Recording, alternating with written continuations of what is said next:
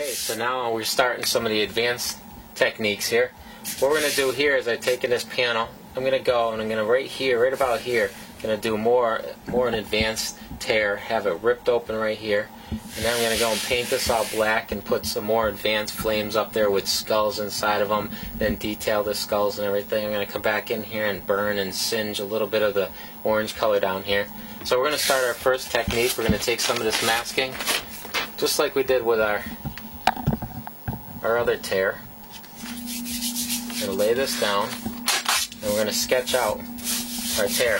This time now, the other tear as we did it was just more of a simpler, just a curve. We had the shadow, highlight in the middle, and that one little shadow. What we're going to do here is we're going to add a little bit more to it. I'm going to make these curved a little bit more here and there.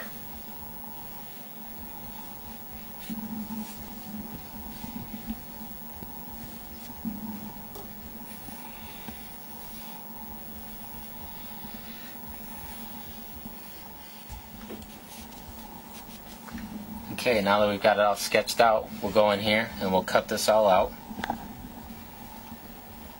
Once we cut this all out, we go in here and peel it out.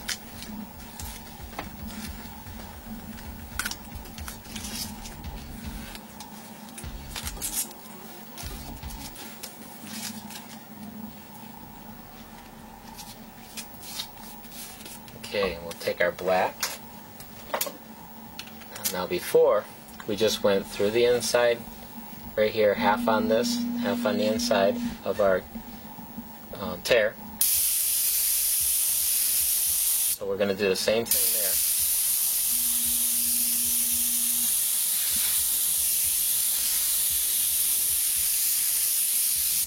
there. Now we're going to go through our tips, wide spray through our tips like we did before.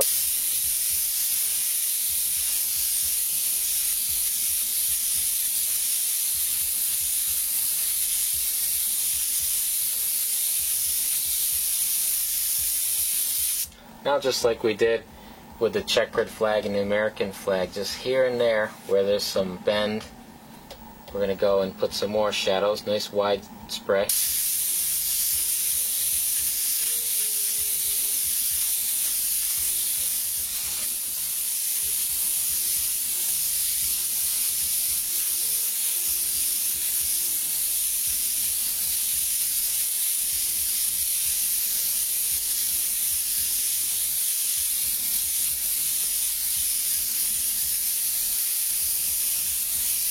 I want to give that look to it, that it's crinkled and bent there.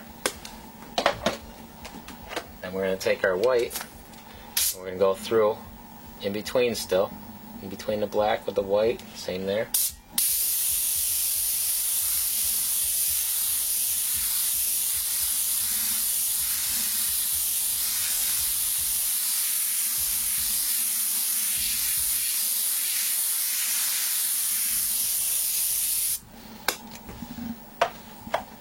And now we can unmask that.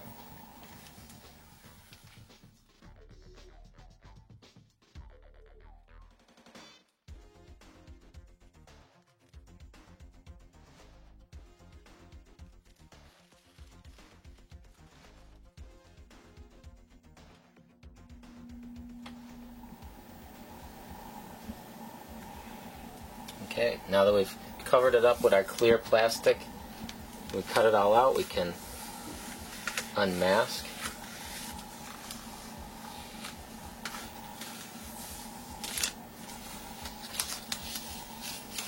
Once again, the same as our other tear, we just want to go and keep our tear all covered up and protected so we can put our drop shadow in there.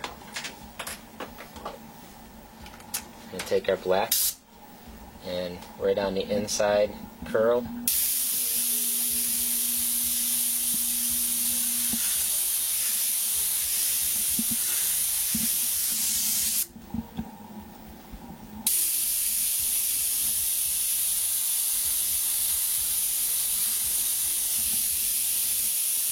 Now, this one right here, I'm going to leave these so I can show you one other technique with these, but I'm going to finish these up.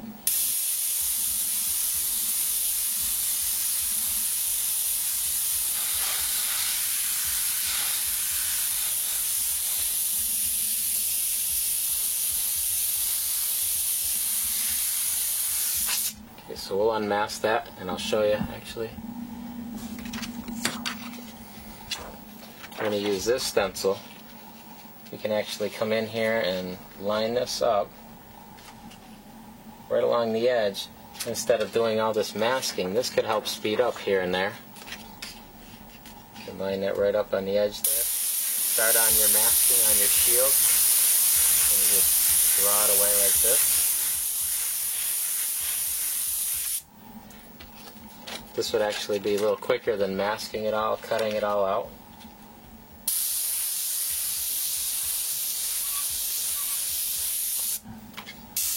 If you notice, like these, I got the overspray on here. I kept it off of there. You can just use this though. Nice freehand shields. Now we can unmask it.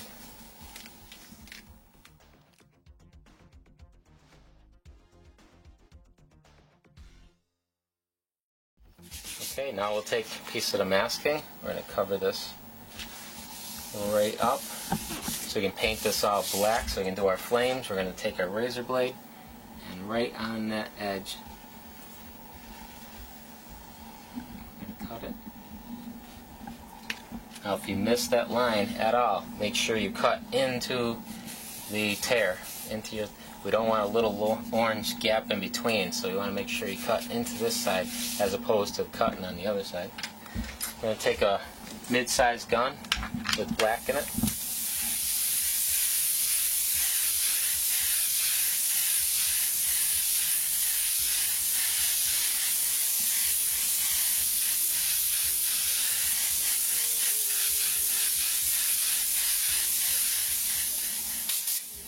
Okay, well we're going to go in here and first we're going to do our basic flame where we go and we do our pinch, wide pinch. We're going to go in here, but this time we're going to build it nice and big and wide so that we can fit some skulls and stuff in here.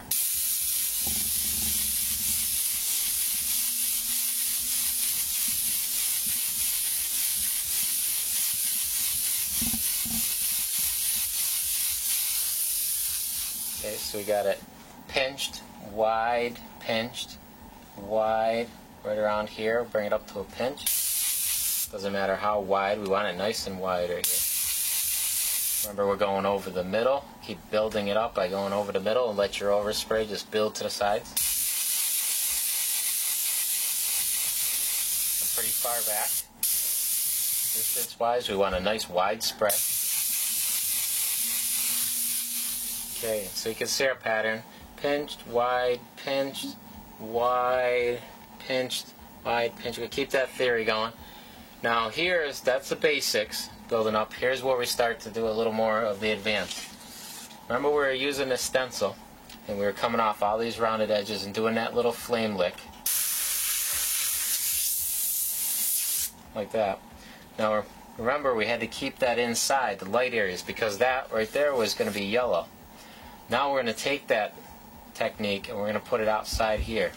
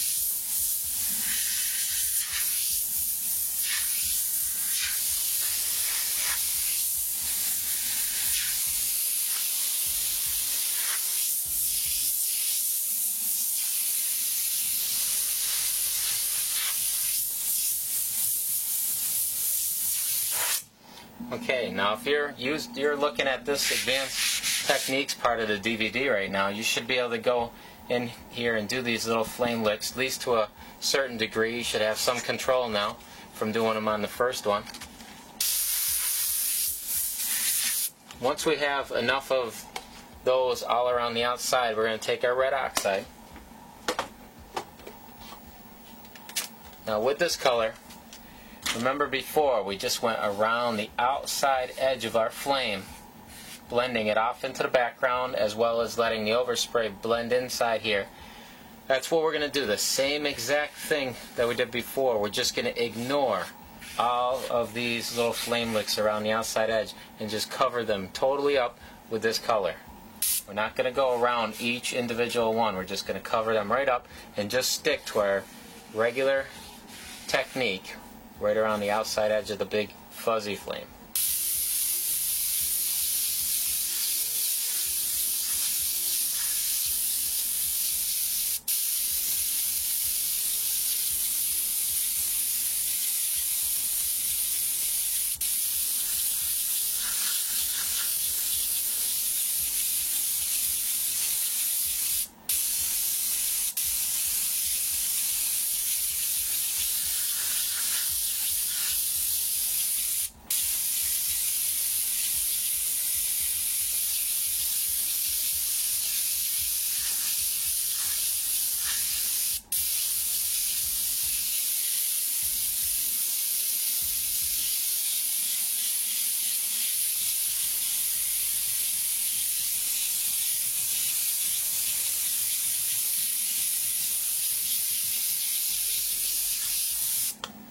And once again, we want to make sure we work it on nice and bright. We want to dry it as we go.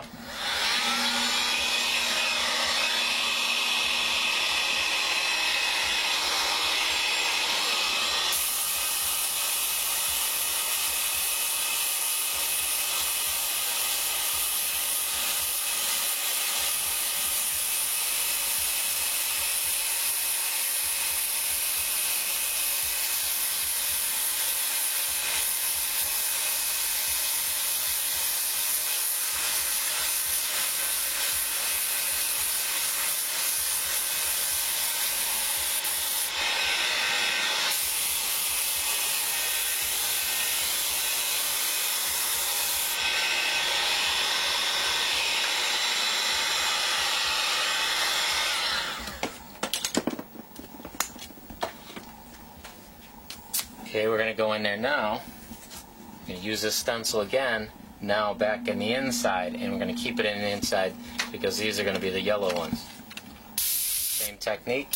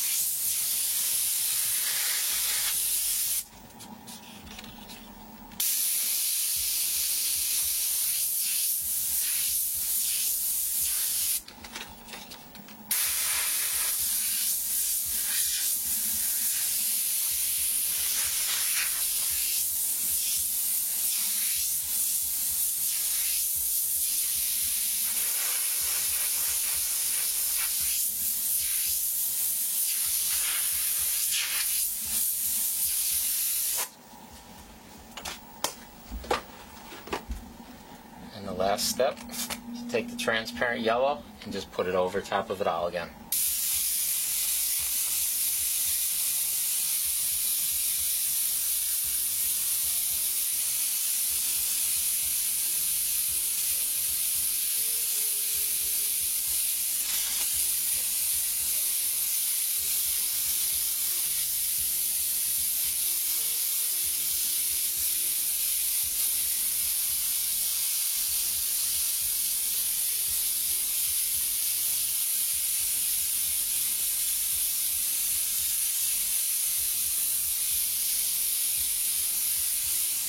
And that's it for the advanced flames. We're going to dry this up and I'll show you how we do some skulls in there next.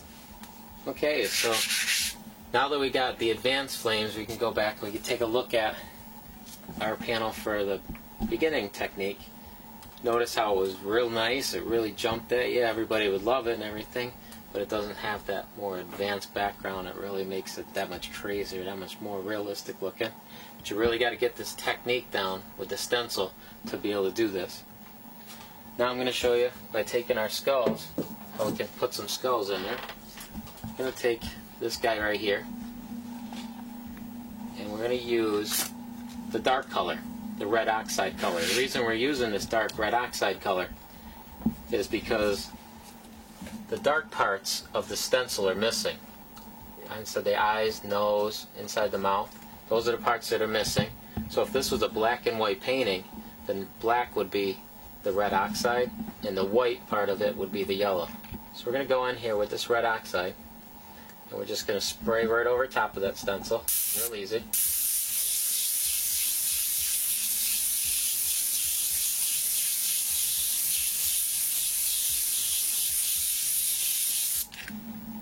And there we've got our skull on the flames. I'm going to go and take something from the mini series. We'll put another little one right here.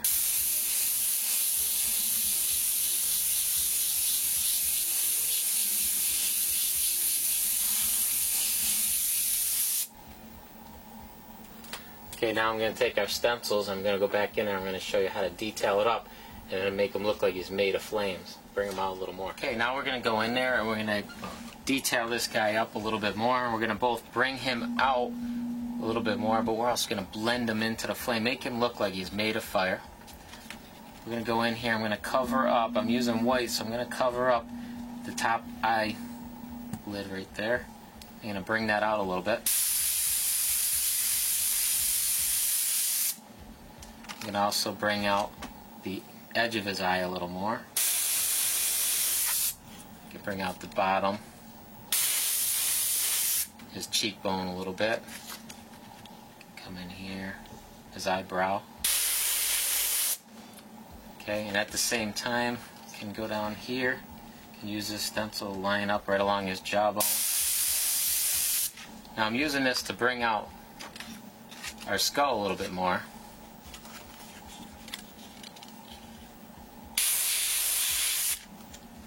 But I can also use it as my flame technique. Go in his eye. A little flame. You can go right through this one right here. You can bring that back out. You can go in his mouth here.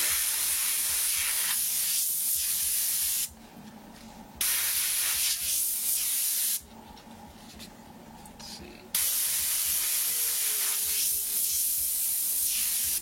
You can bring out his under his eye. So what I want to do is use this stencil to both enhance the skull here and there, but we also want to go and work our flame technique and make the skull look like it's made of flame.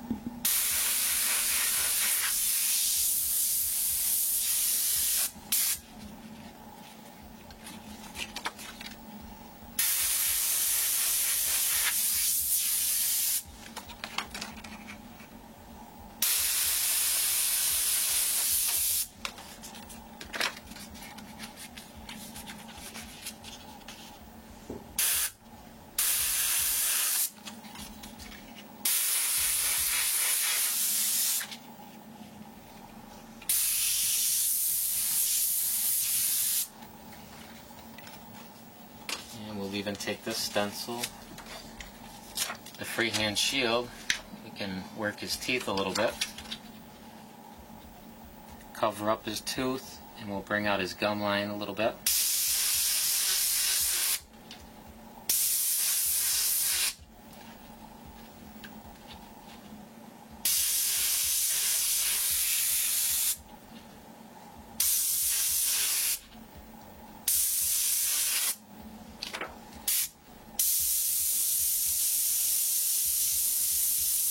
Don't be afraid if you got some control to get in there and do some freehand too.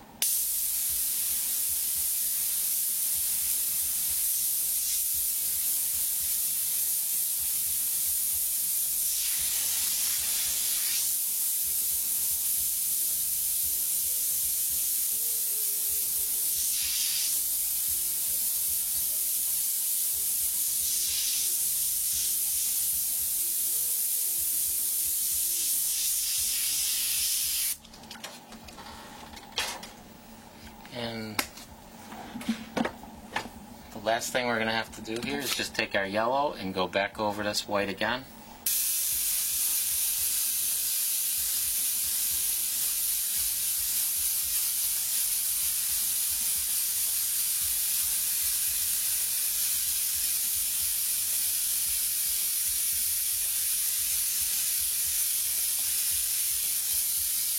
There we go. Now it looks like he's made of flame. He's just part of it. He's right in there. We can blend him in some more. We can bring him out some more. It's up to you. Okay, we're going to work this little guy in there. Take some yellow, put it right over it.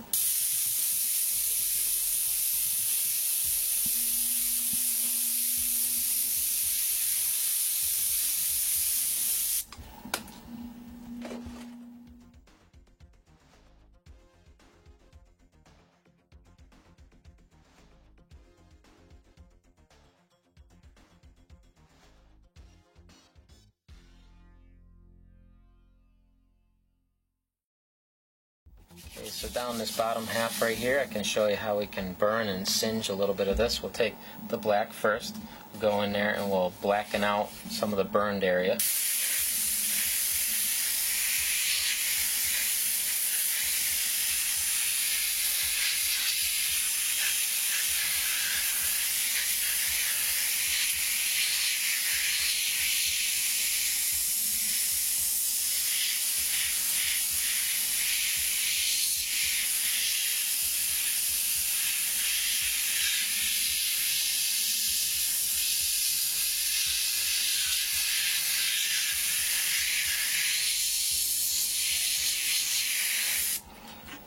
Okay, next we're going to take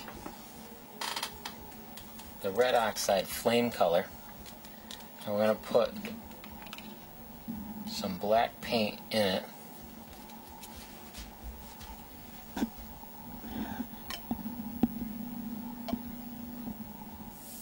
Now we're going to take that new color, we're going to go right around the edge and we're going to drag it up.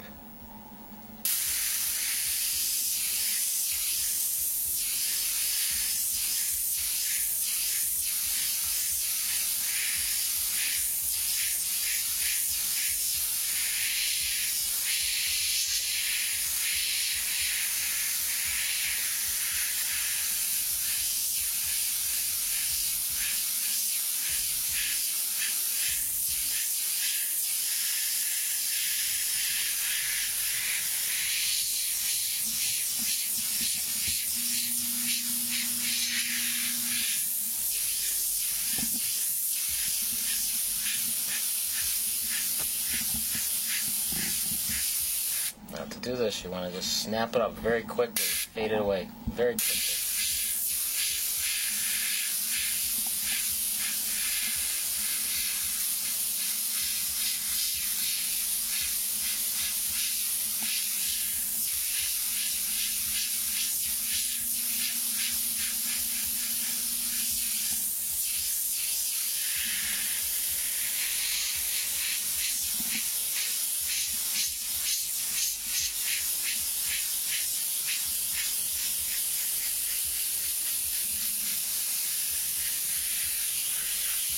To make it even nicer than that, we can go in here and if we got a lot of control, we can do just this thin little white just here and there, just to bring out some of this edge a little bit.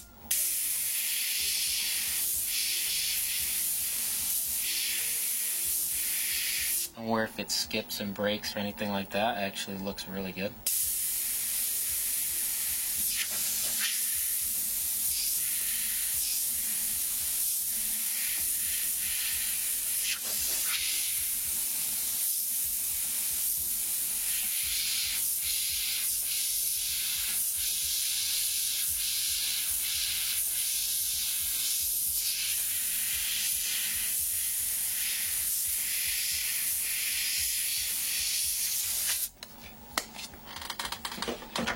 Back to our flame color with the black in it. Just lightly go over them.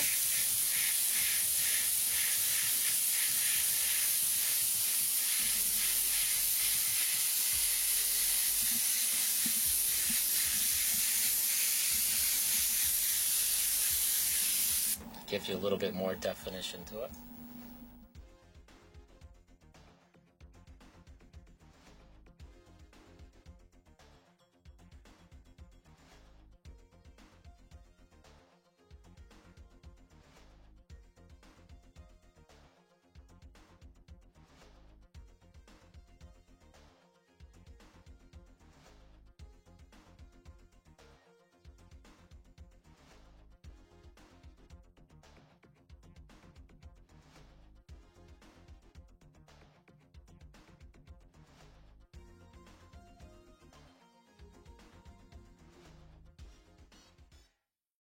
Okay, so while we're doing flames, people have always asked, can you do flames on a light colored background? Well, normally you couldn't because you didn't have anything for this red oxide color to blend off into. Well, now, doing that little flame technique where we use this stencil, we tighten it all up, we're able to go and take a light colored background and able to do the realistic fire there. What we're going to do is we're going to take this technique with the, now instead of white, where we go in here and we detail it up with white all the time and then we put yellow over it and stuff, what we're going to do is take this actual color, the red oxide color, and we're going to go in here and we're going to use it the same way with the same technique that we use the stencil.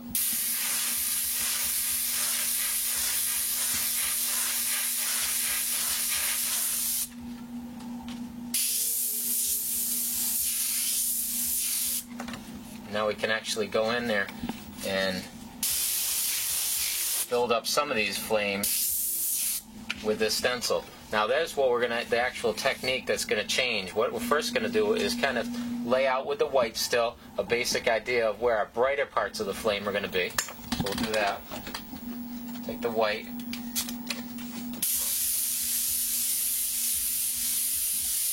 This we want to follow the basic rule we've already been using.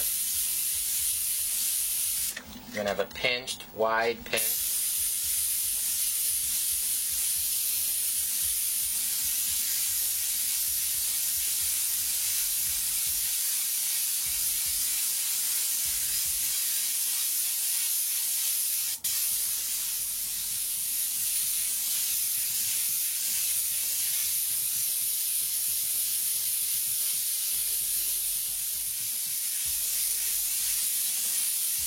I want to make sure we build it up pretty big here because I want to throw some of the skulls in here again.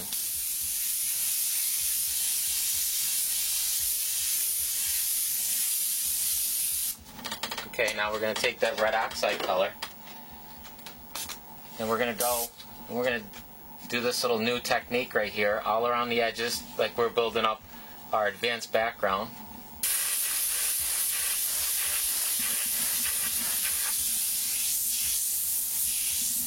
The only difference is we're doing it all with this color rather than the white.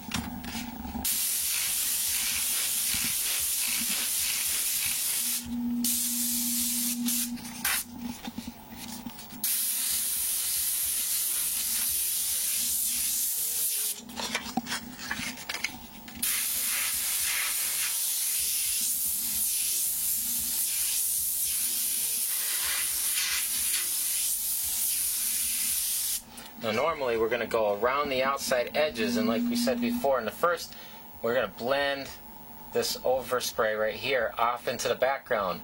Now with a lighter colored background, it's going to show up.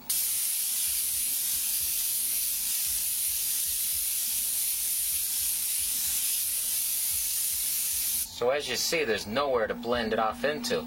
That's where we're going to take this stencil and we're going to tighten up that edge.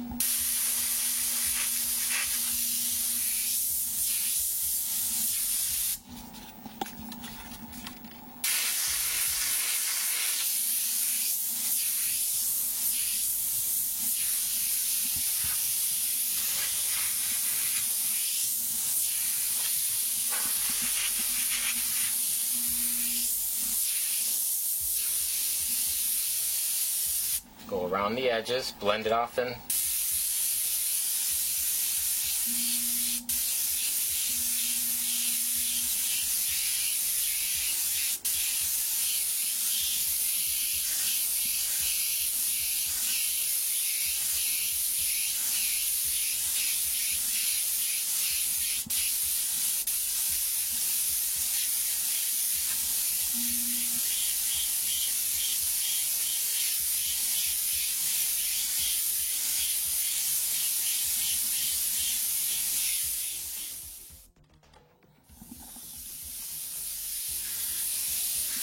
So we're going to continue to go around all the outside edge.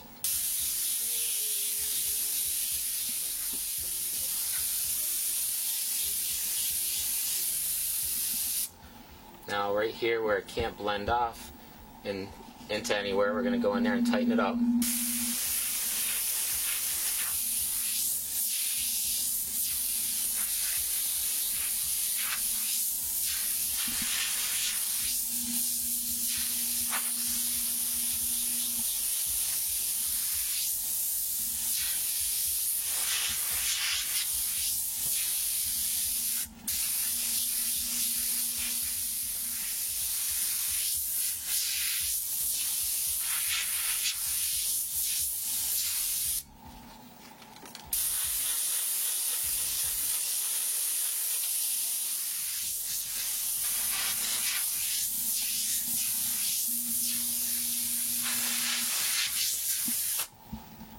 Okay, next step. So now we're going to take our stencil again and we're going to go back in here and do that standard technique where we're going to do the white flame licks with this right inside all our light areas.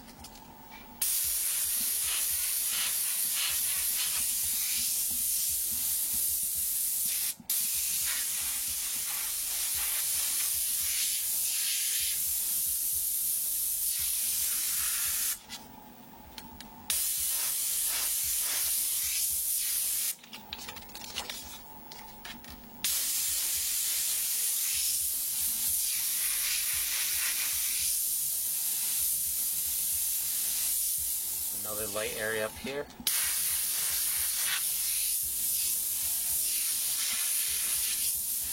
Another one right in here.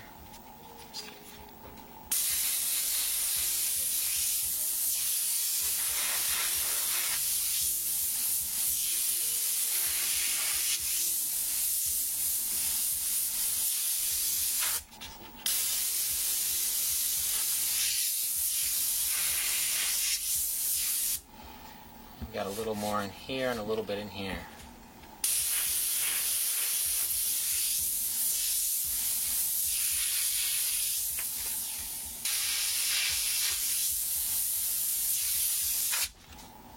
Okay. Next, in the last step, we just take our transparent yellow and go right over it all.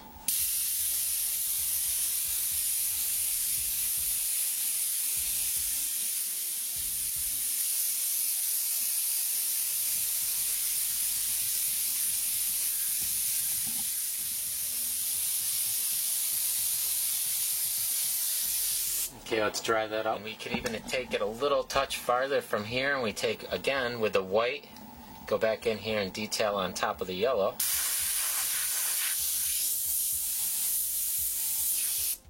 Can bring out some of these right here. Just a little bit more.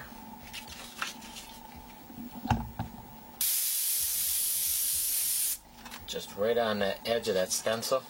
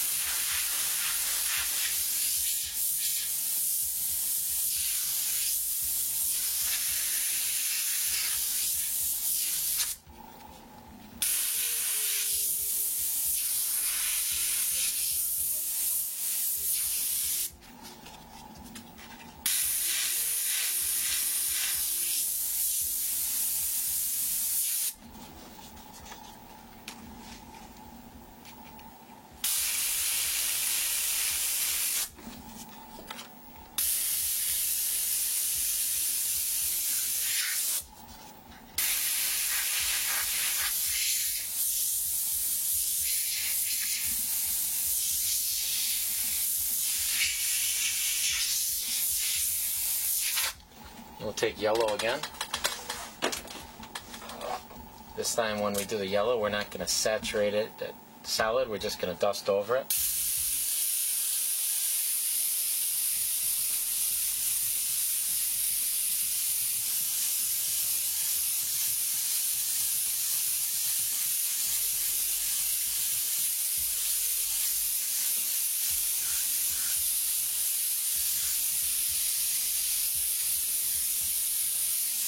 Adds a little bit more brightness to it. A couple hot spots here and there adds a little bit more depth to it.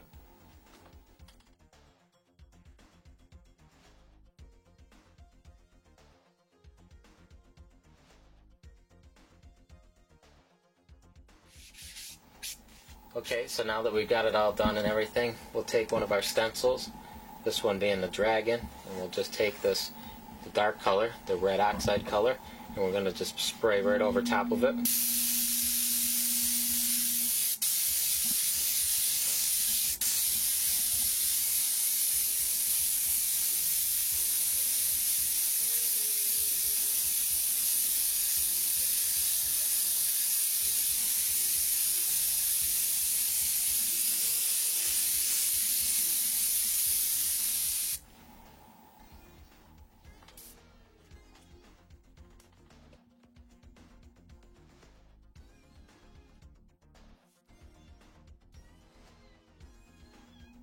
Okay, now we can take a combination of our freehand and our stencil and get in there and detail this up a little bit, bring it out here and there.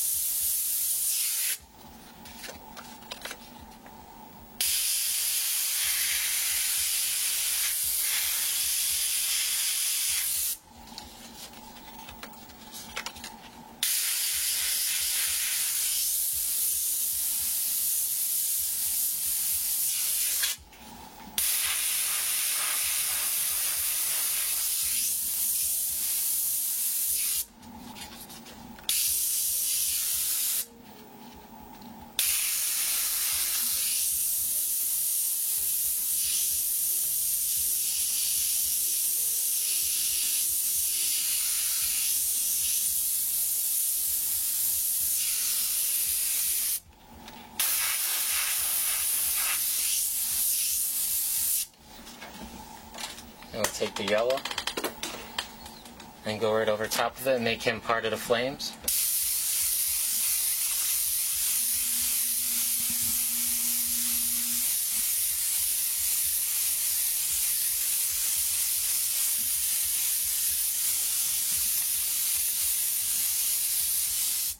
and we're done.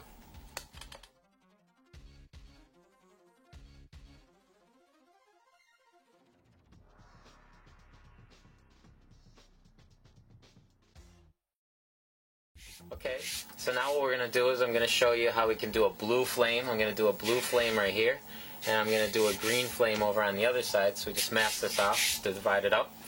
We're going to start with the white. This is only going to be 2 colors. It's going to be about the same 3 steps, but it's going to be 2 colors. We're going to come in here, and we're going to do all our shaping once again, same technique with the white.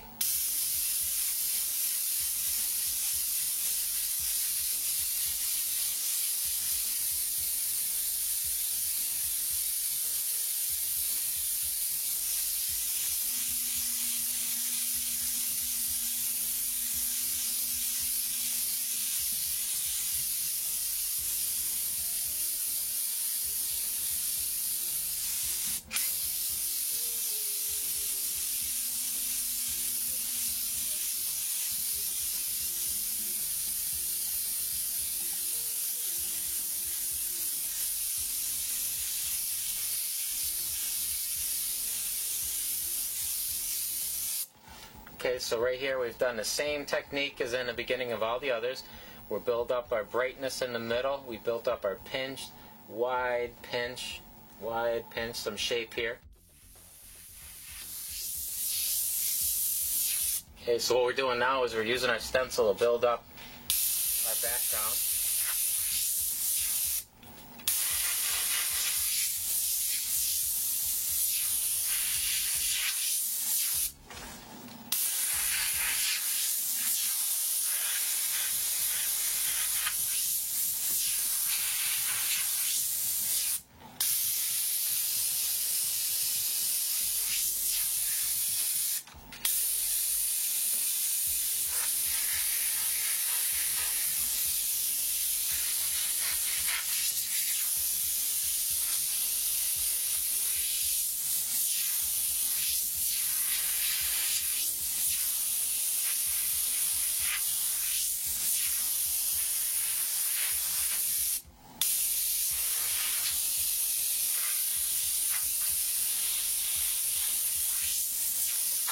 Okay, once we got all our first background and everything all laid out in the white, we're going to take our transparent blue and we're going to go right around everywhere that we would normally put that red oxide color. We're just going to use the transparent blue. Nice wide spray once again. We're going to use that same technique.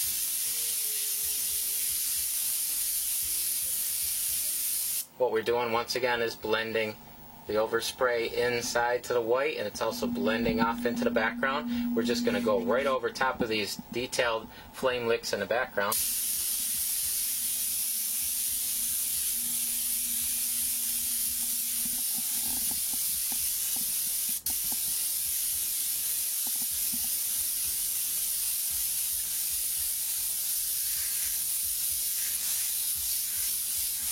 Remember to keep a good 6, 7, 8 inches away. Nice wide spray when you're doing this.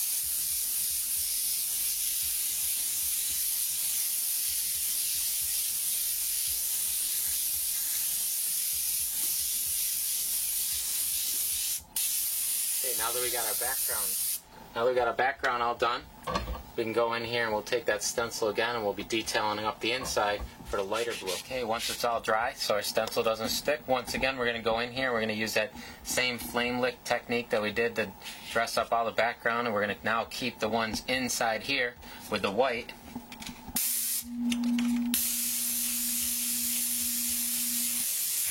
The big ones down here.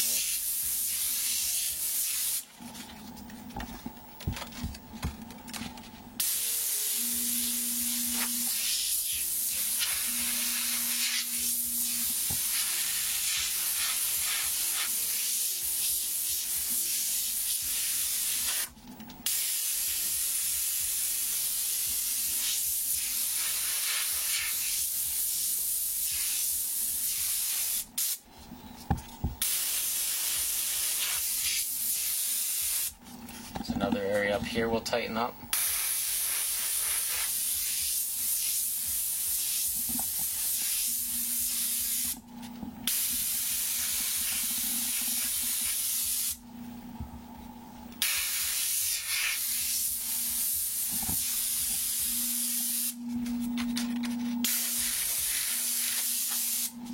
Okay, now we'll take the blue again.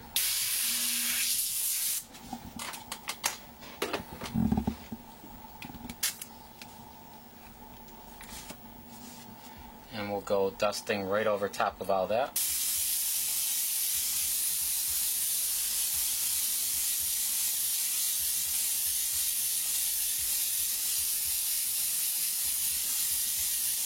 You decide how much.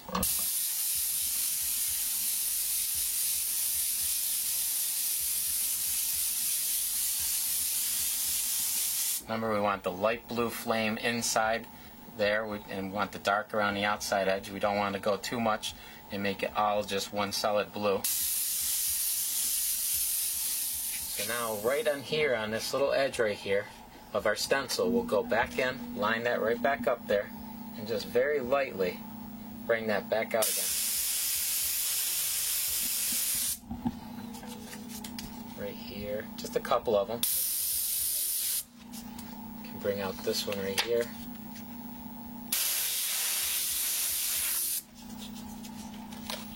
Up here.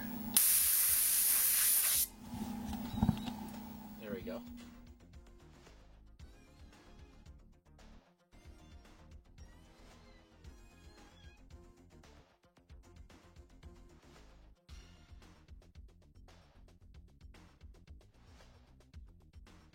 Okay, now we're going to start our green flame. We're going to build it up the same way we did with the blue flame. We're going to build up a nice wide, fuzzy, pinched, wide, pinch-shaped flame.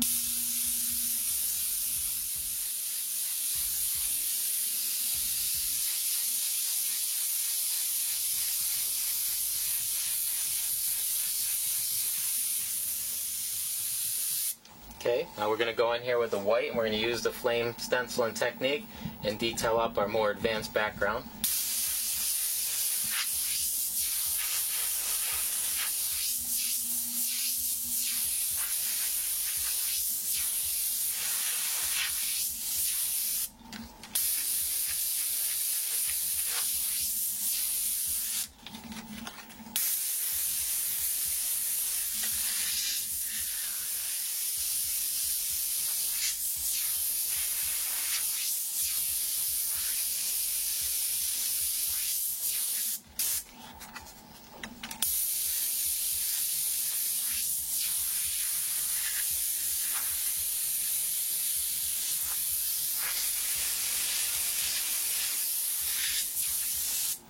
Okay, we're all set with our background. Now we'll go in here. We'll get ready to put some green over it.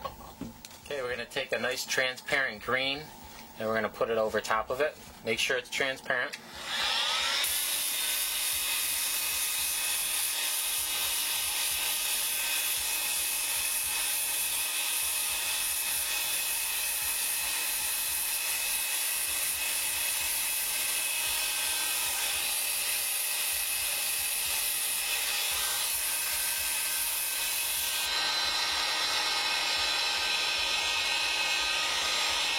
Now remember, when you're doing this, to work your paint on, don't put it on too wet and too quick. That's why we got the heat gun here. We're going to layer it all on and dry it as we go.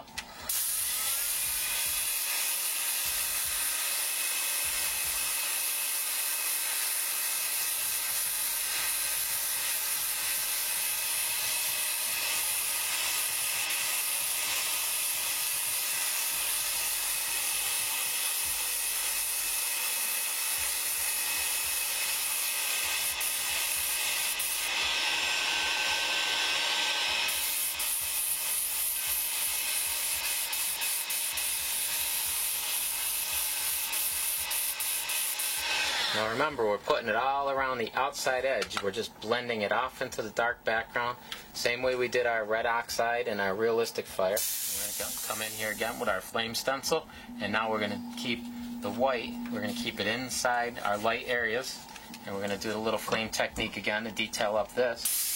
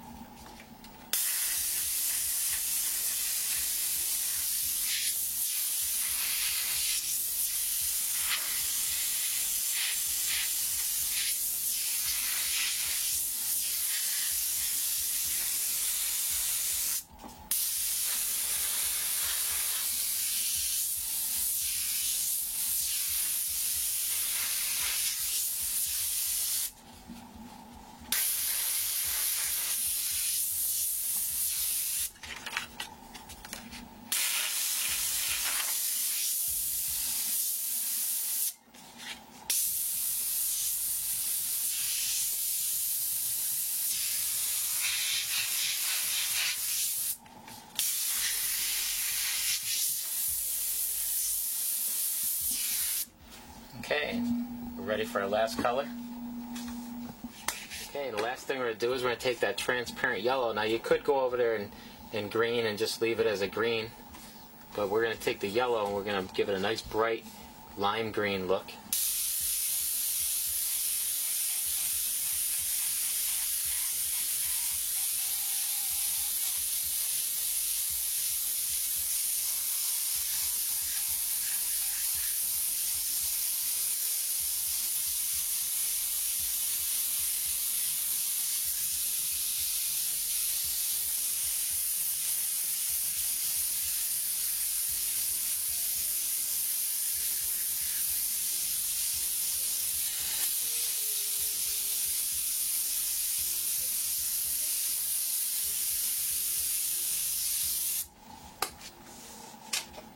There we go. And if you want to tone it down, you take the green and go around the edge, tone it down a little bit.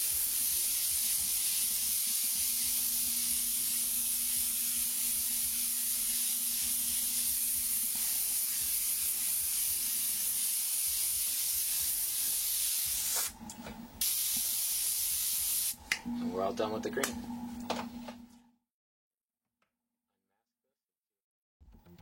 Okay, remember this panel from the First Techniques DVD? We're going to go in here now and we're going to add some more advanced texturing to it, some bullet holes, cracks, different things to dress up and add character to our stone. We're going to also make our tear just a little bit better. We're going to add a couple more pieces of glass to make a little bit more depth to it. So first thing we're going to do, it's pretty simple to do, but we're going to add a little bit of texturing to the stone and just add a little bit of character. We're going to use our hand, similar to the ice technique. We're going to go in here from a distance and we're going to just use a wide spray, dust along our hand, and then kind of just shadow away from it.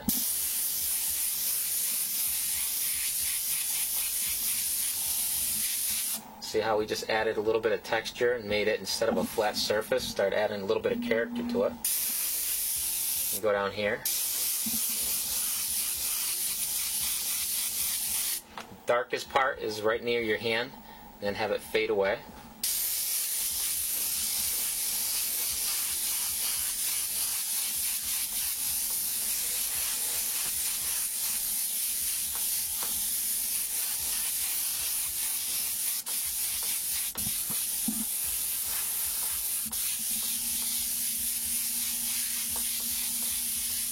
Adds a little bit of character to it. Now we're going to go in here, we're going to get really close, and we're going to add some cracks and stuff to it. Okay, now to do a crack, we want to get up really close. We're going to actually duplicate what we did with the lightning.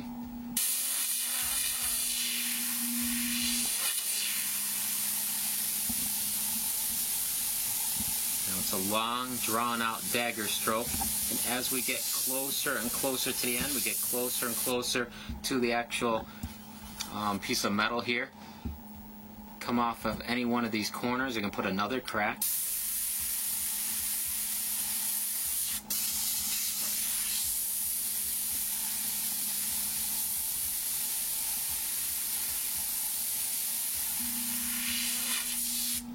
We'll put another big one right here.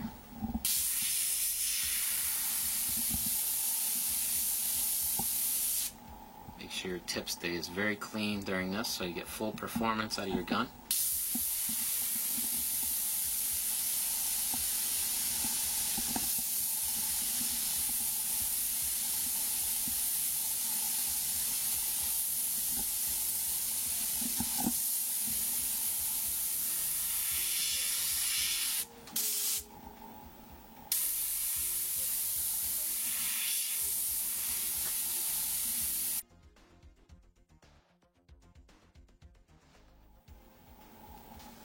Some more paint there.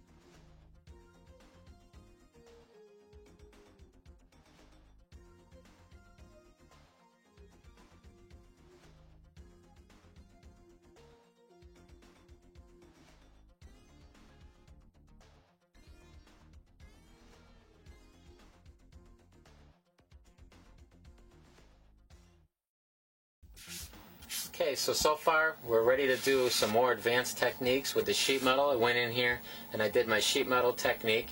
I went in here, put my masking down, drew my pencil lines in there, put my masking on the edge right here, did a wide spray from a distance, created the surface glare and everything, and now we're up to the point where we pencil in little indication marks of where our rivets are going to go.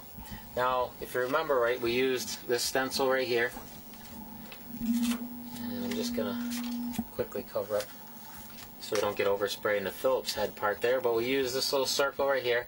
We went in there, if you remember, we colored in solid, and we moved it down just the tiniest little bit, and we dusted it in, and we created our rivet. Then we went on there and put a little white highlight. Now we're going to take this a little farther and do a little more advanced technique. We're going to go right around where the rivet is going to be. And remember how we did the bullet hole in the cement, how we did the shadow at the top and the highlight at the bottom, make it look like it went in. Well, we're going to go and do that same thing, but instead of having a tight stenciled edge, we're just going to go and we're going to do it freehand. It's going to be that tiny little dagger stroke, like this, on, off. We're just going to back it up, okay, like real faint. We're just going to put a half little circle around there. I'm imagining my light source is coming from this direction.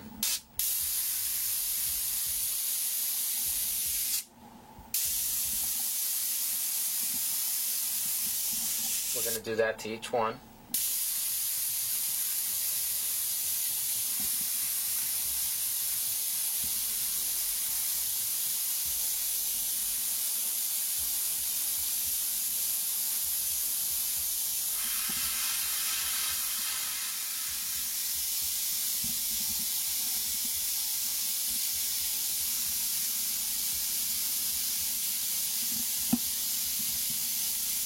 Take white, and we're going to do the same thing with white on the bottom half here.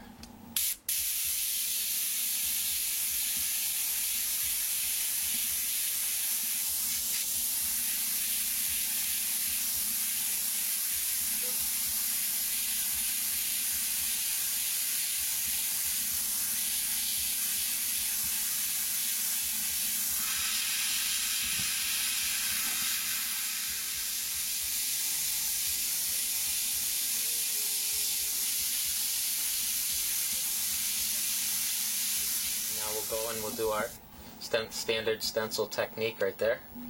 Line that dot right up there, that pencil mark. Color it solid, move it down, dust it in.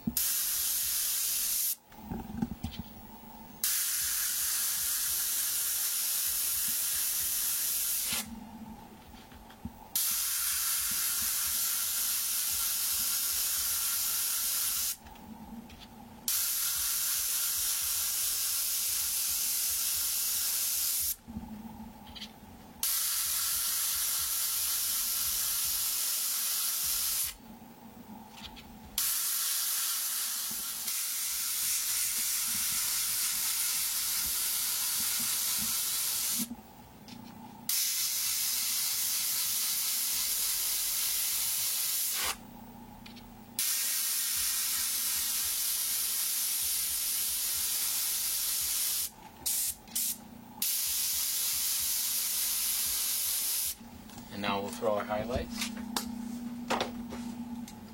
Just take white.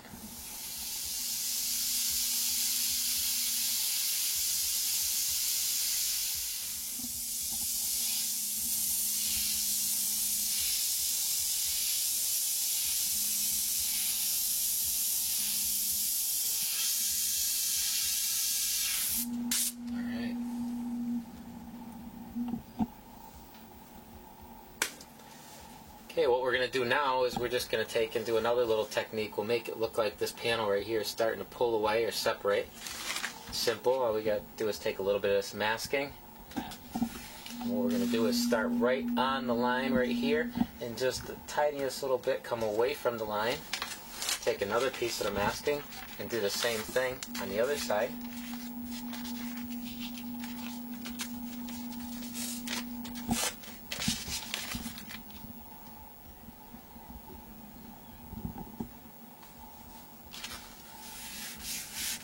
So we got the tiniest little gap right here, and it fades away right till it closes up.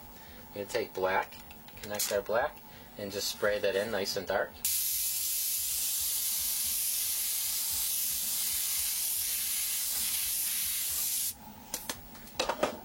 And we'll quick make sure that's dry.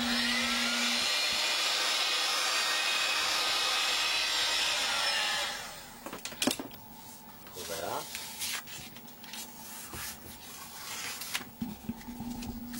There we go, got a little separation in there. Now we'll go in there and we're going to start doing just like this little rough cut right here. Here's the way we're going to do it. We're going to take black and we're just going to go and just put this fuzzy little spray back and forth, just the tiniest little bit. Don't zigzag too much, but just the tiniest little bit, and go right up.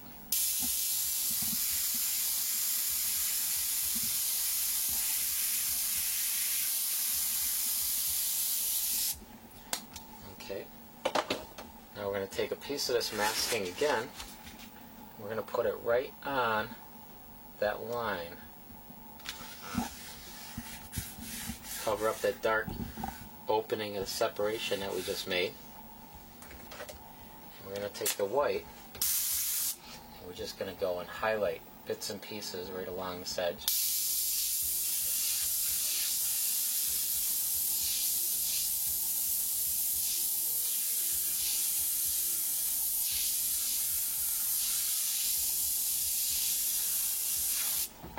Pull that off.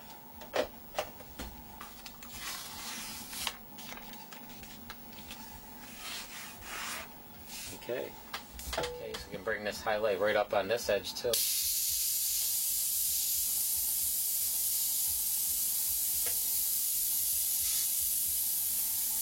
Nice tight line right on the edge there. Okay, now we can take our little rusty, dirty mixture that we got with the red oxide and some black in it, and we can go in here and we can add some rust, some staining. Once again, we'll start up here.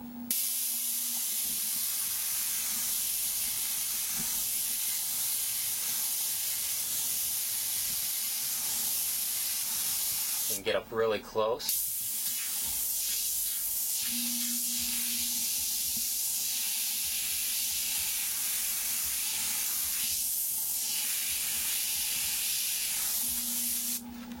There's a lot of character to it. You can even have some more up here. Just come from off the panel and drag it down.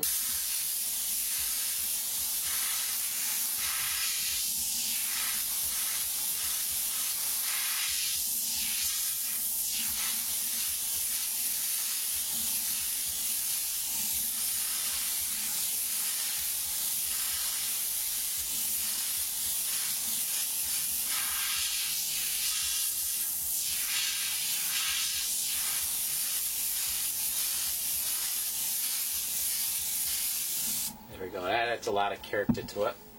Okay, so now we'll go in here and we're going to add some inward looking rips. We've already done enough for the outward rips where you go in there, like this stencil right here, where you go in there and you do the shadow through the tips, the shadow through the inside, and white through the middle. We've done enough of those. Now I'm going to show you how we can make a tear that goes inside.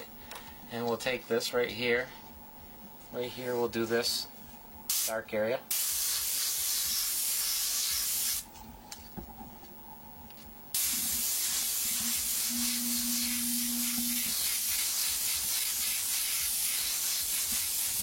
Color that solid black. Now we'll go in there with a shadow and we're going to go right half on here, half on there.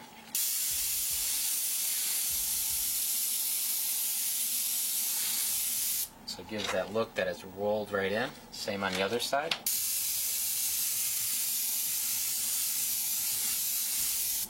You could do another one right up here.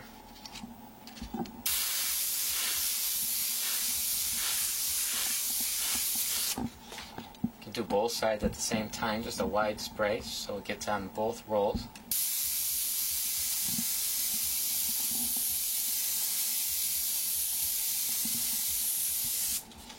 And we'll put another one right here.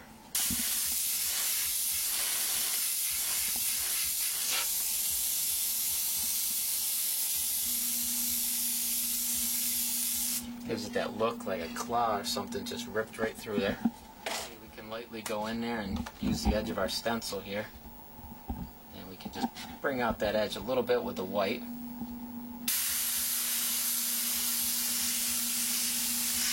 Don't go too crazy with this.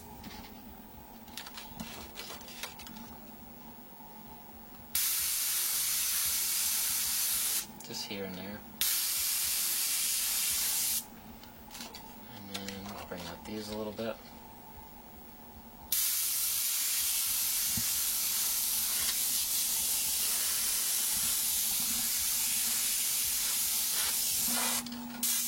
And next we'll go in here and we'll do some inward bullet holes. Okay, so we're going to take our bullet hole stencil here and we're going to go in there and we're going to throw in a couple bullet holes or so in here. Let's get an idea of where we're going to put them. We'll just lightly dust in this one right here, that one right there, and we'll do these two right here, right there. Now what we want to do, now that we got an idea where they are, we're going to do the same thing we did with these rivets over here. We want to put a shadow on the top, highlight on the bottom. We'll do that now.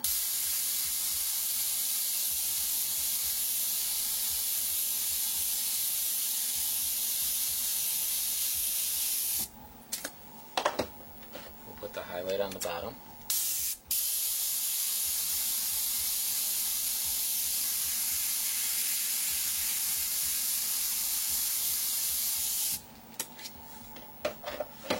Take our black, and we'll go line that right back up, put the dark hole, there's one, and here's our other one.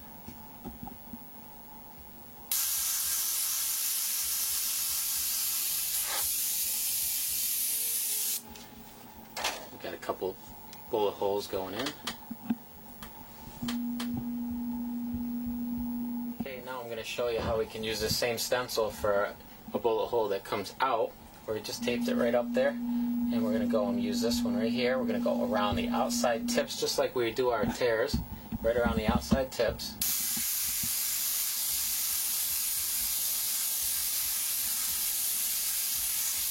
Then we're going to do a shadow on the inside. We take our white and we go right through the middle.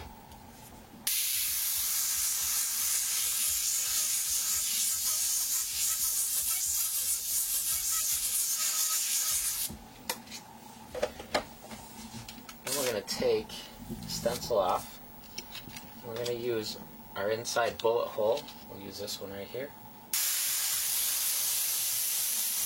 Make the dark little hole right in the middle. Then we'll take the stencil and we'll line it right up so we can do our shadows. We do our shadow on the inside curl.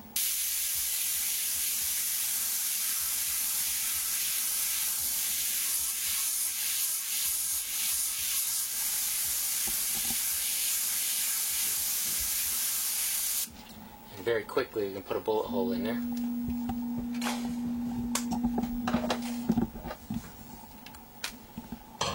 Now we'll take our stencil right here and we'll put a bolt right here. I'll show you what we can do with this stencil. Put it right on there. We'll do the black on the two sides. This is the head of our bolt. A white glare through the middle.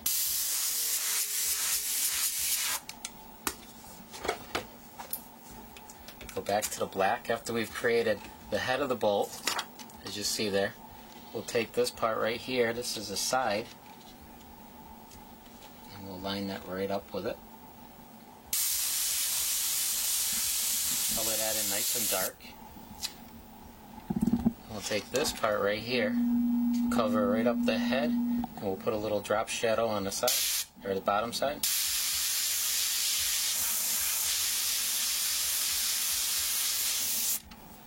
Get a little shadow to it. And we'll do another one right up here. Put that on. Our dark glares. Our white glare through the middle.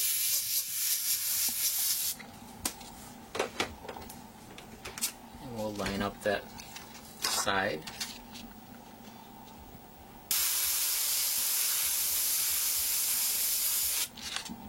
there. Cover up the bolt. Little shadow, and we're done.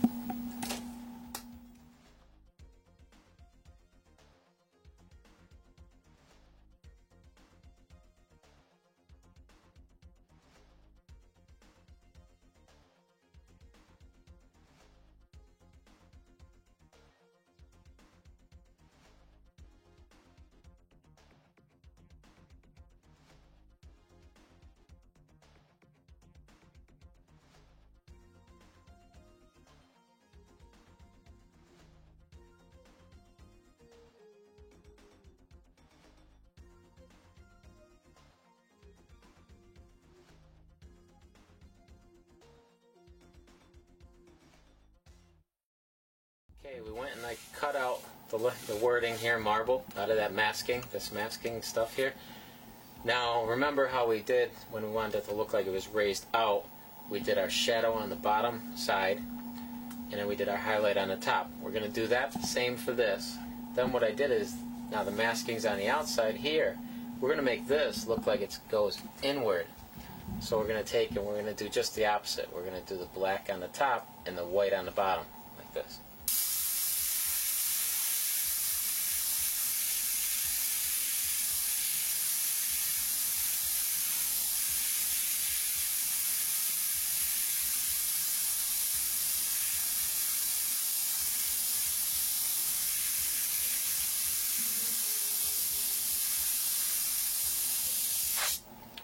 And now for here,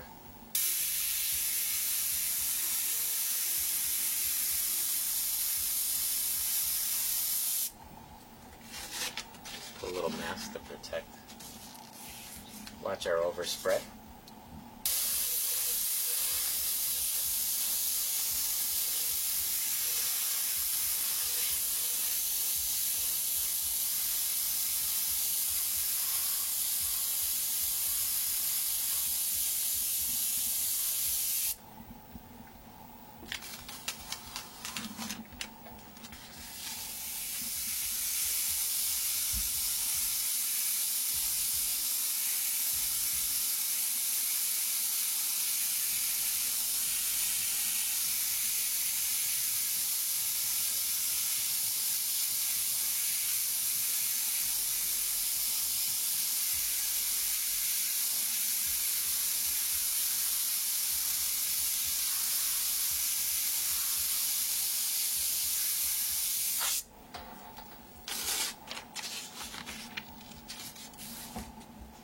Watch your overspray.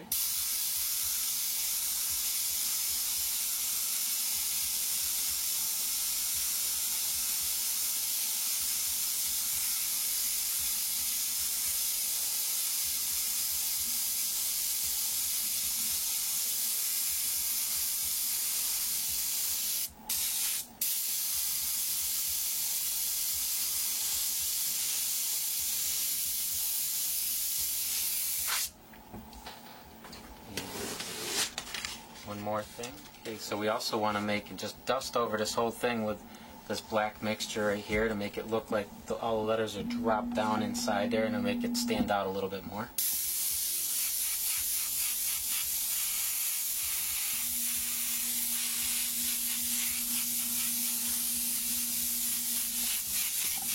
Slightly like that. So now we're going to take the white and we'll put the white on the top side of the letters.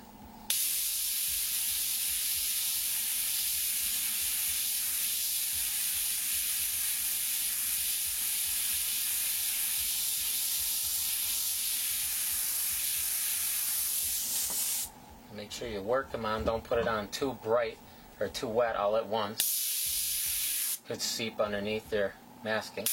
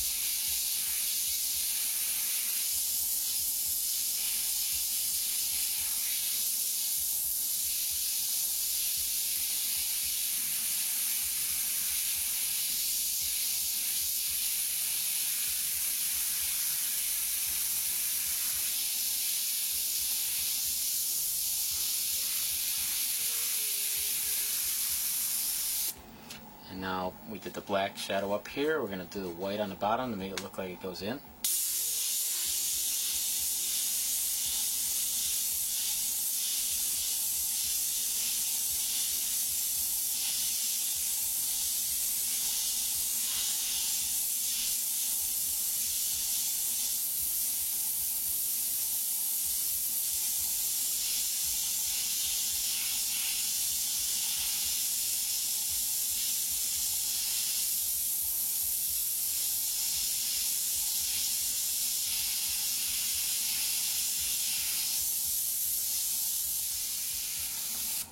Okay, let's peel it all off and see what we got.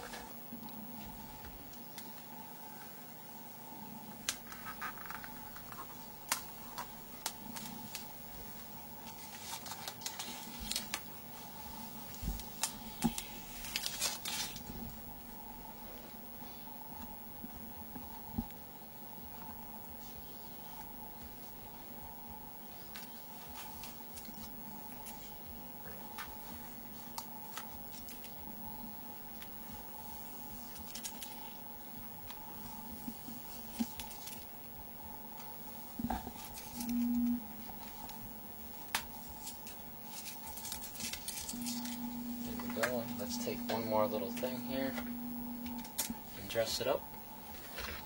Take our little star stencil here.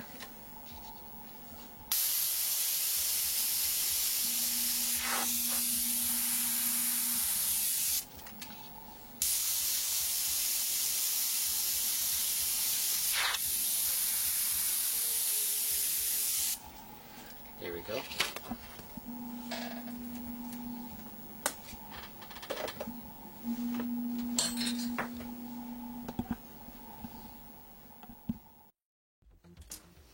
Okay, so we got a black panel here, and now, like I promised, I'm going to show you how to do the real fire even quicker on some of these bigger vehicles. Now, I got one of these guns, one of the touch-up guns for each one of the colors. We've got our white for the realistic flames, that special mixed-up red oxide color, takes all the guesswork out of the flames, and then we got the yellow. So we got white, red oxide, and yellow.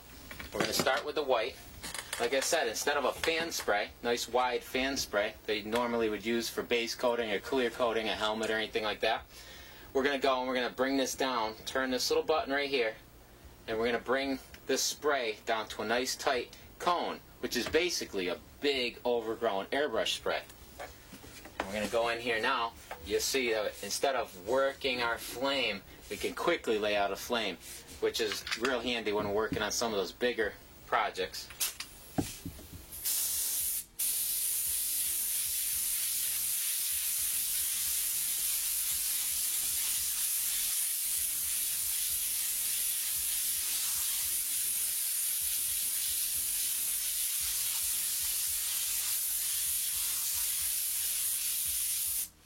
How quick it is to lay out flame. We're going to take our next color, that red oxide color, big spray around the outside edge.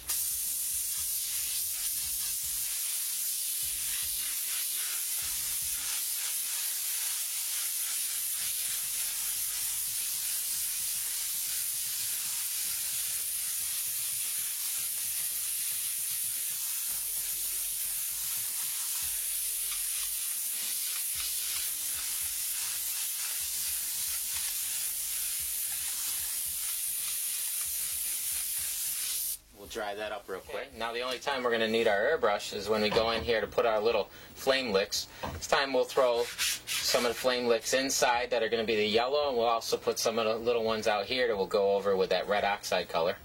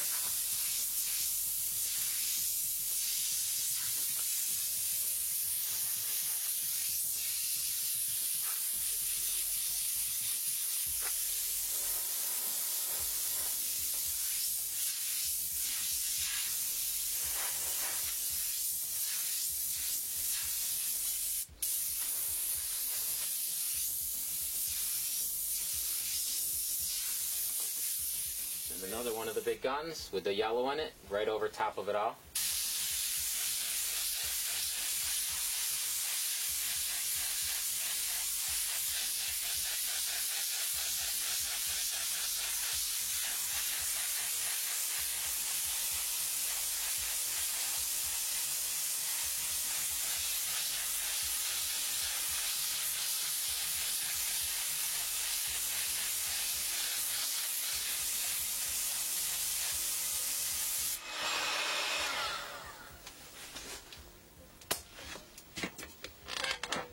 And switch back.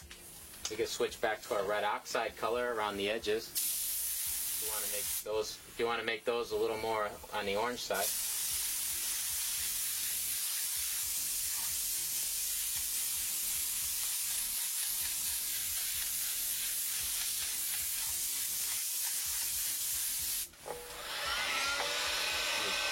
We dry it and we're all done. I'm going to show you how we did the water droplets right here.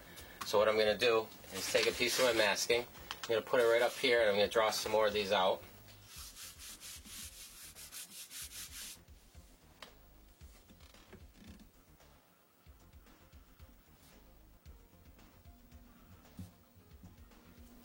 You might want to look at some different reference to get some water droplet shapes down.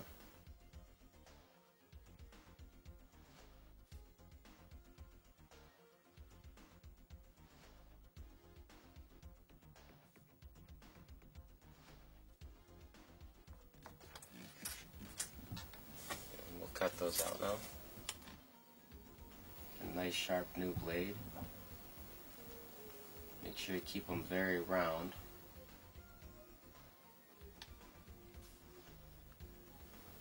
You want to peel them out, just set them off to the side because we're going to use them again.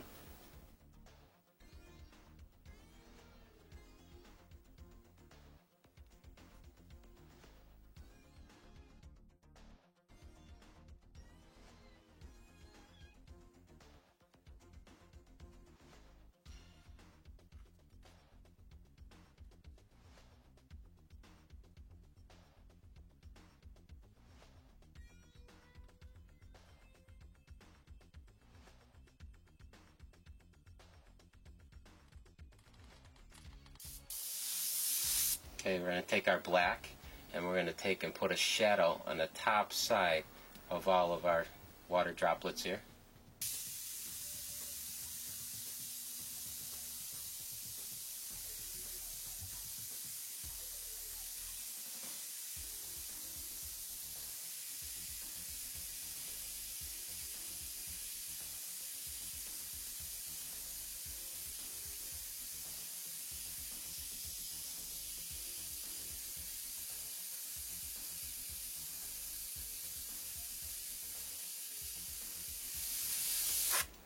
Okay.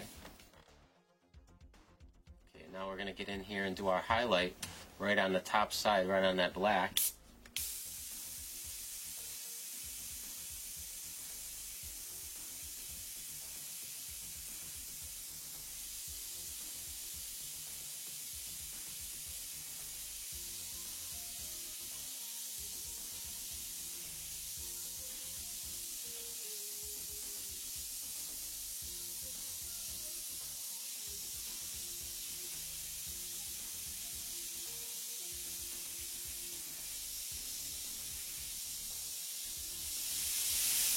Okay, you want to keep a real light touch when you're doing those.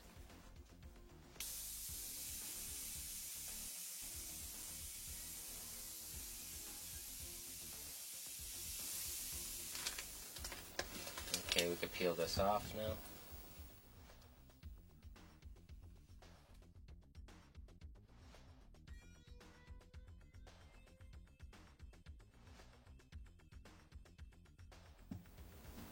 We're just going to line these back up.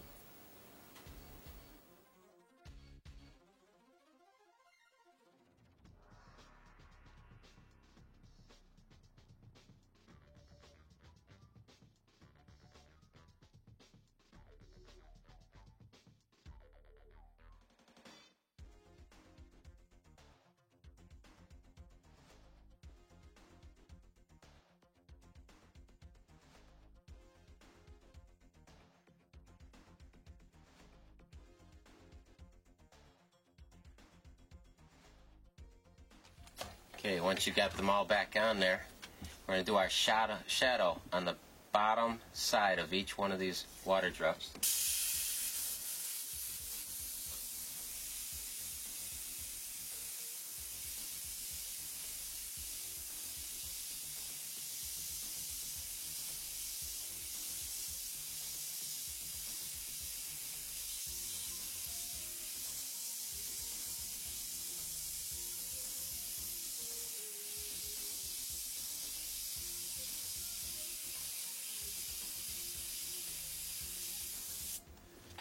Okay, you can pull them off now.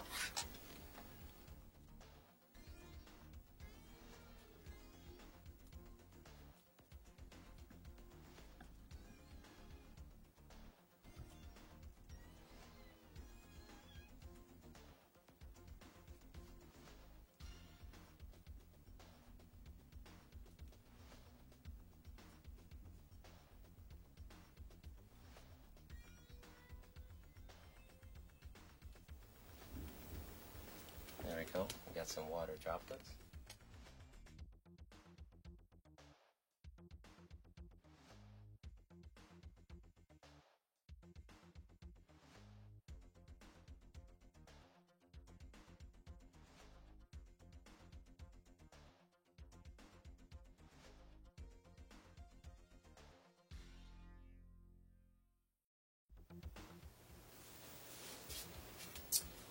Okay, so we went and we did some darker wood earlier. Now we're going to take and we're going to make a different color wood with some of our new techniques in it. We're going to go and make a lighter color wood, something like this. We're going to go and carve the word wood right up here. Going to burn a little bit into it, do some cracks, do some different graining in different directions, and give it a little bit of texture. Alright, to start off, we're going to go and we're going to lay out our pattern. Take some of our masking.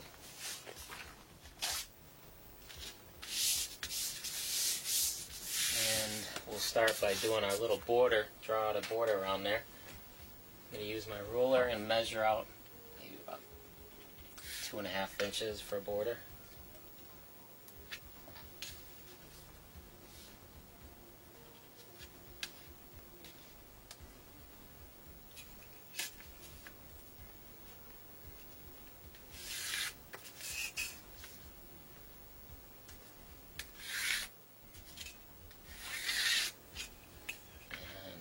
Connect our corners.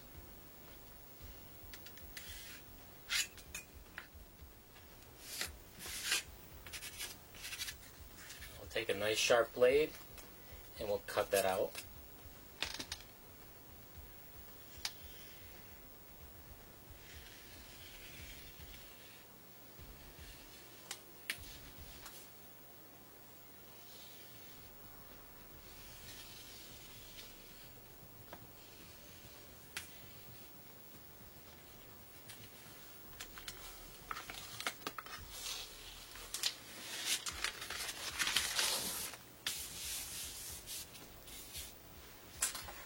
Okay, now the reason I took out all of this right here and left these side pieces right here is because we got to keep in mind the way our grain is going to go. The grain in the little panel on the side here, the borders, is going to go the same way as the surface right through here. Then this right here, these borders, the grain is going to go this way. So we'll do those separately. So we're going to take a light brown now, our detail reddish brown. We're going to spray that in, maybe a medium coat. We're not going to go too heavy.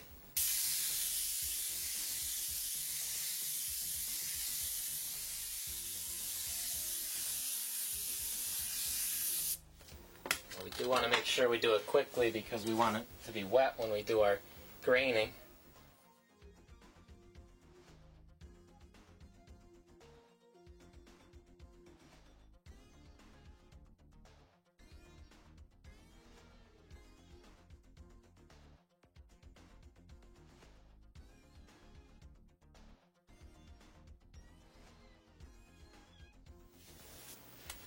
Okay, we'll dry that up.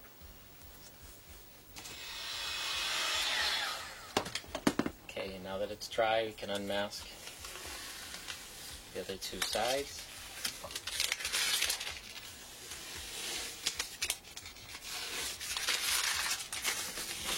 We'll cover them up.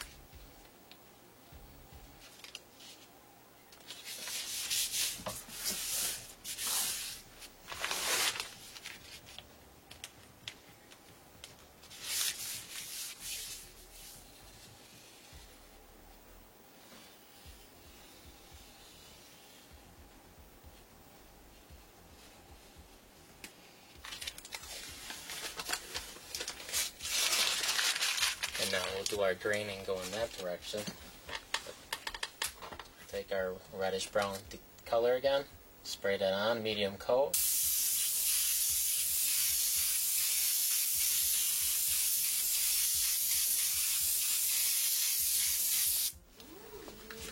And we'll take our Scotch-Brite pad and drag it through there.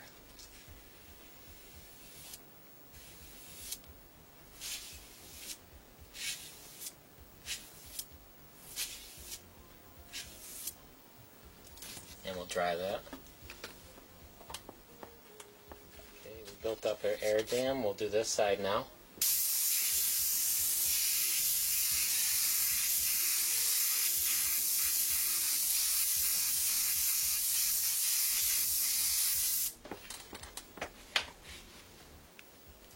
And we'll take our Scotch-Brite pad.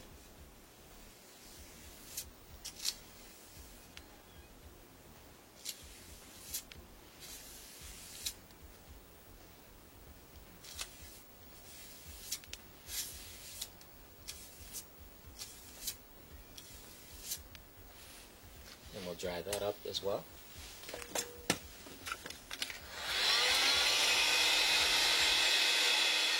Okay, now we can unmask this so we can see how we got the two grains meeting up at that mitered edge right there.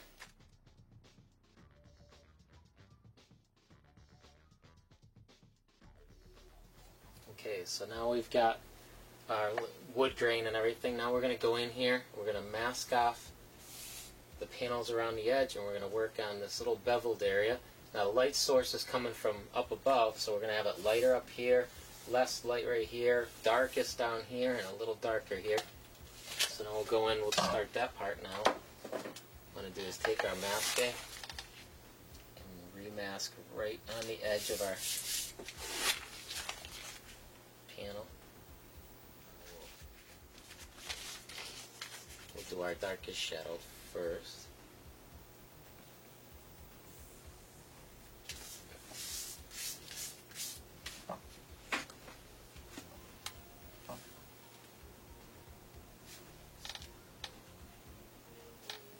Okay, we figure out where our beveled on the inside is going to be. The distance we have here is the same distance we want right here. And we'll mask off from point to point.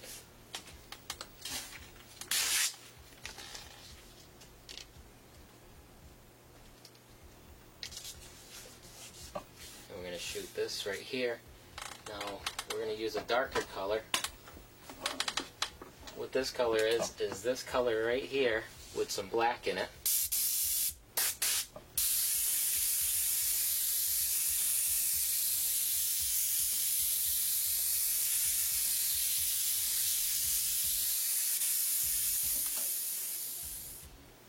Okay, now we can unmask that.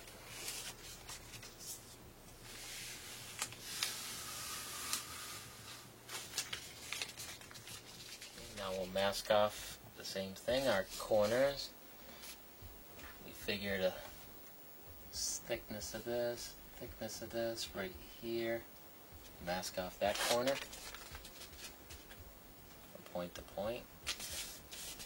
We'll spray that in with our darker color.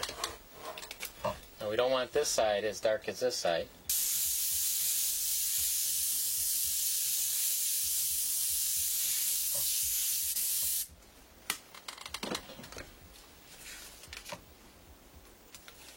We can unmask that now.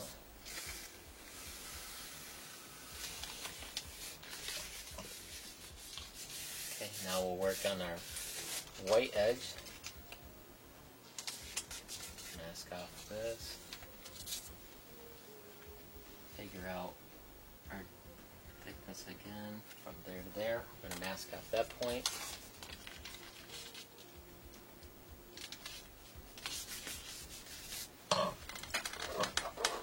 take our white now, put it right through there.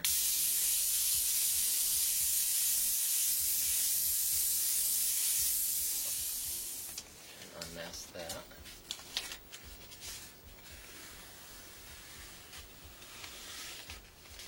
And the last side.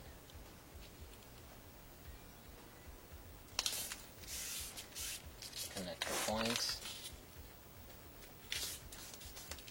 Mask off.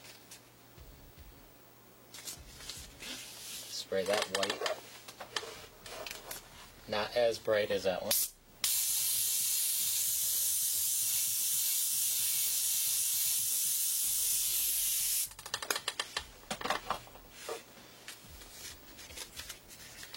You can unmask that. Okay, now we can take all our masking off for a minute.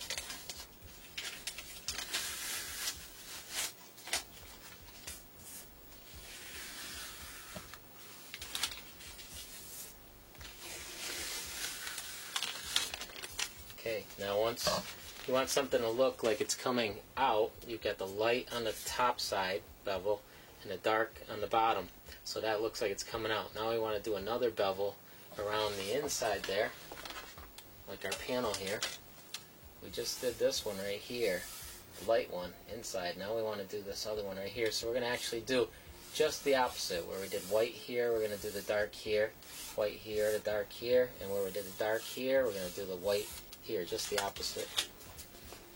We'll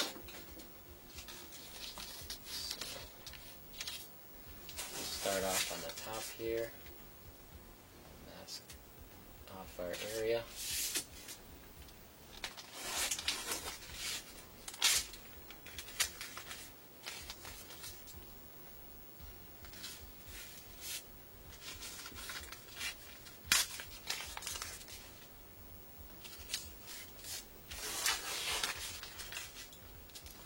Do just the opposite, where this is the lightest right here, the darkest is going to go up here.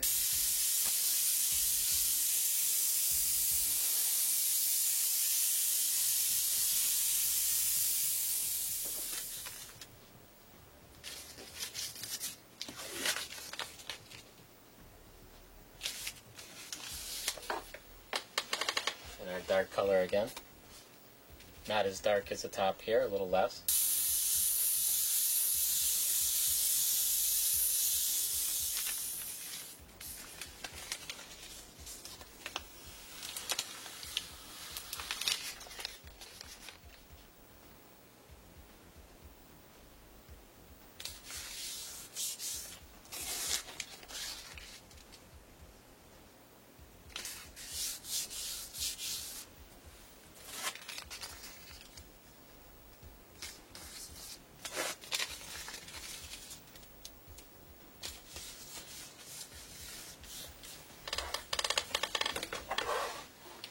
Okay, we'll spray our white in there.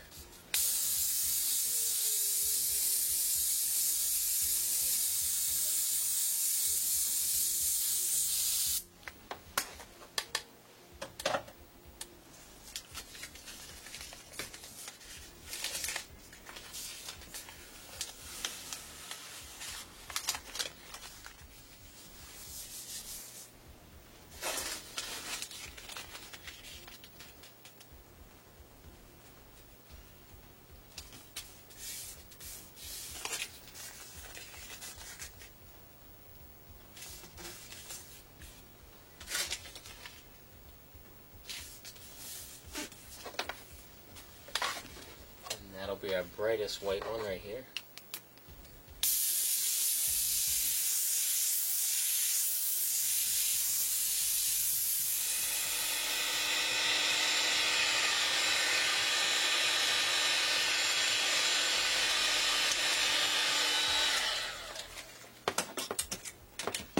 Now we can unmask it off.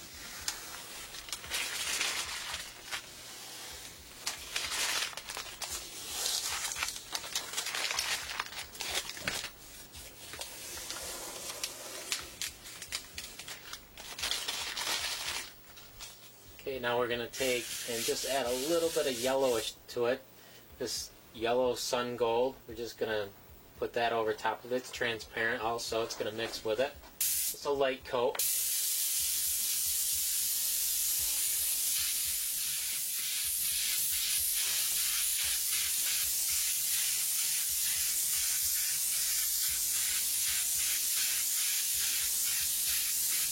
And now I'm good 10 to 12 inches away, so I get a nice dusting, a wide spray, no streaks or anything. Okay, now that we've got this all nice and dry, we got the word wood here. I'm going to take and we're going to put that right on there. And we're going to take our dark color again, color that we went and we did our bevel with. We're going to take that dark color and we're going to dust it through the whole thing first.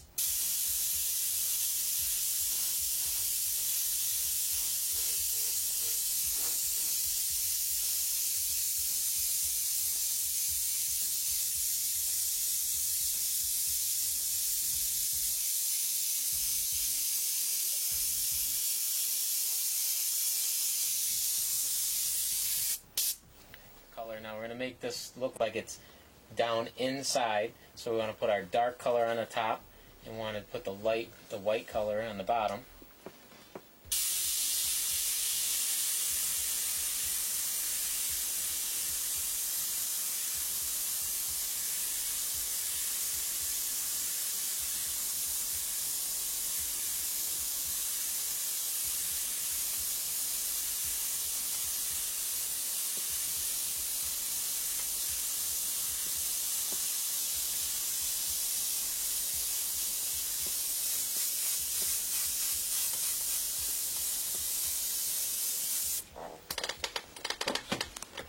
Now our white.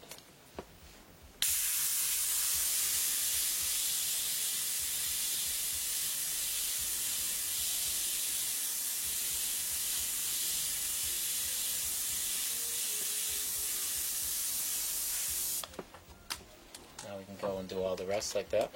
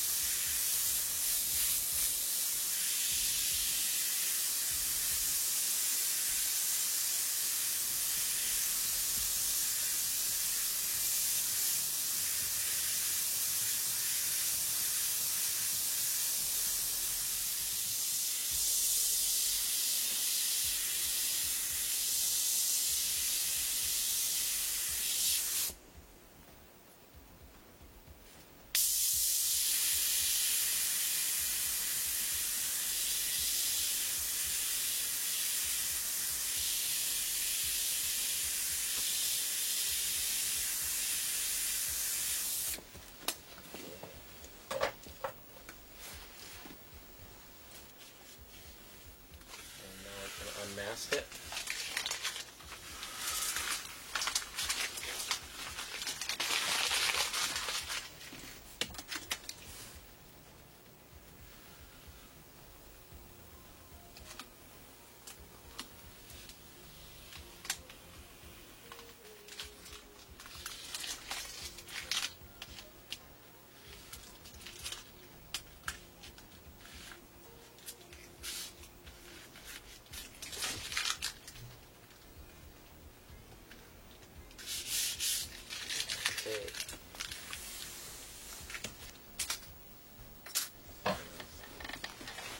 Okay, now what I'm going to do is I'm going to do a little shadow all around the top side of the letter. I'm going to do a highlight on the bottom, make it look like it's rounded, almost like it's routed and rounded in.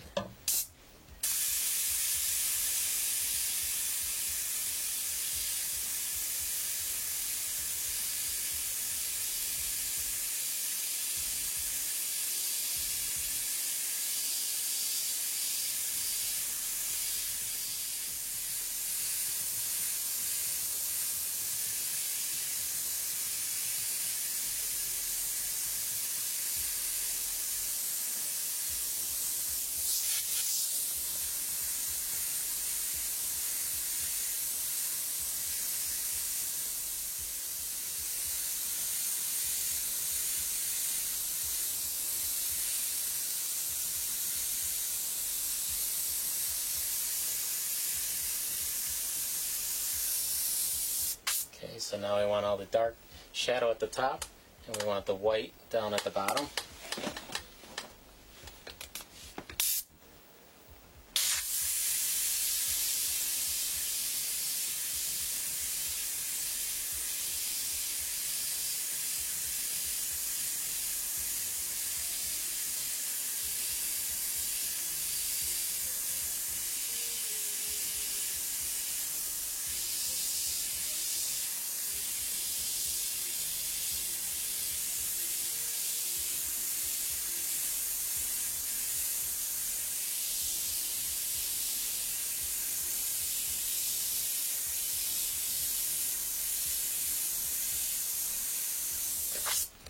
Okay.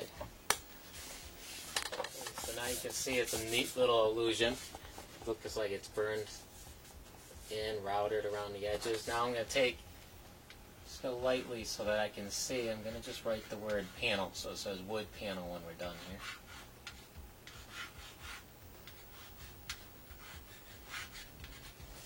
What I'm going to do is take my dark color, and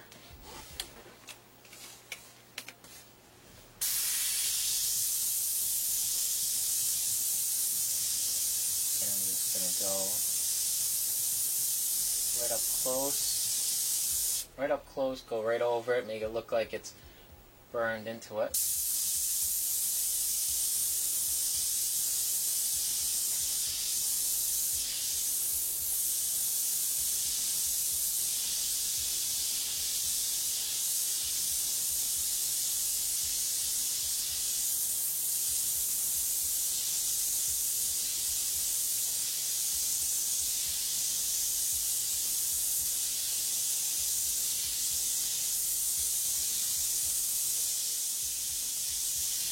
Okay, now after I do the initial lettering, what I want to do is just from a distance, just put a little haze around it.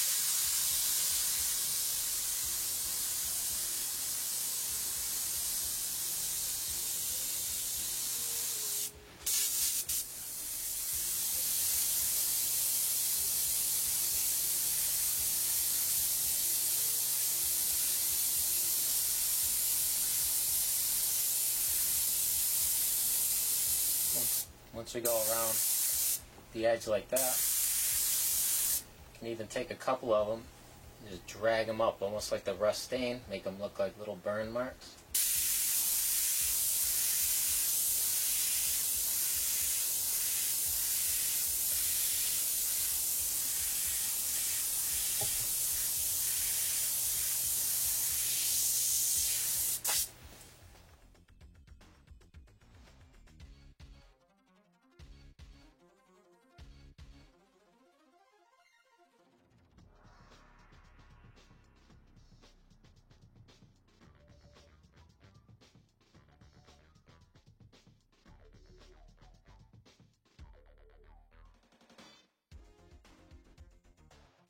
Okay, so now we're going to go and we're going to work on right here, this illusion right here of it being broke and cracked.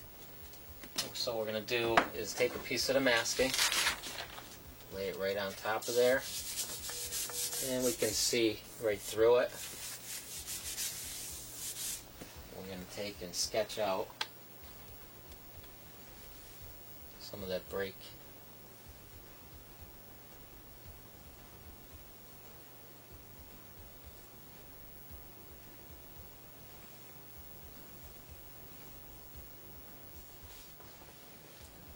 Now we'll cut this out.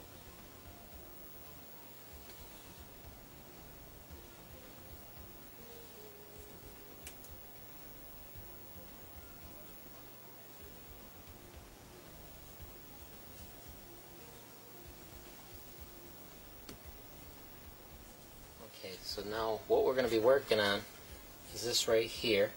We're going to do the darkest part first, then we're going to peel off one piece and make this dark area. Then we'll peel off the next piece so that we got a contrast between and make that area, and so on.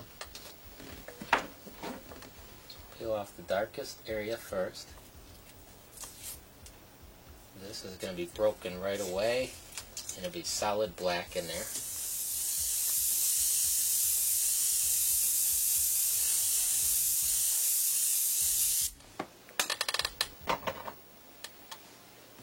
take off our first piece. We're going to take our dark color that we're using. We'll spray that right in. Dry it a little.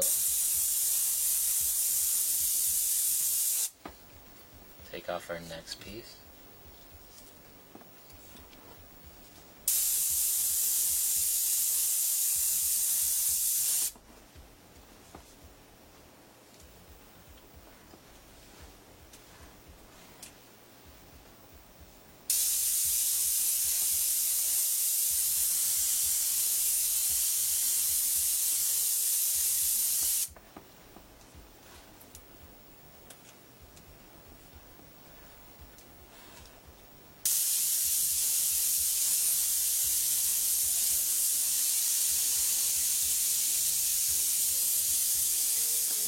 See how it looks.